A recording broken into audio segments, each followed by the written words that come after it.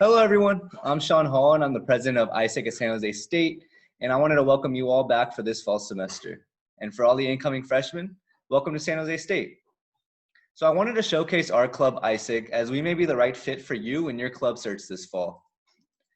AIESEC is one of the world's largest youth-led nonprofit organizations, and we're established in over 126 different entities all across the world. Here at AIESEC, we believe that leadership in the youth is the way to unlock a better and more sustainable future. Hence, everyone in AIESEC is under the age of 30. So we are a local committee here as we have 25 other local committees all across the US, and we are actively recruiting members to join this fall. We focus on creating opportunities for students both locally and internationally to travel, intern, or volunteer in foreign countries by partnering with other organizations and companies around our area.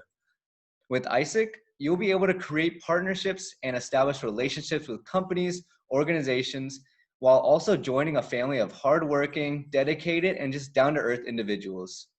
So if you have any questions, feel free to email us at sanjose-president@aisecus.org and follow us on our Instagram page at LC San Jose.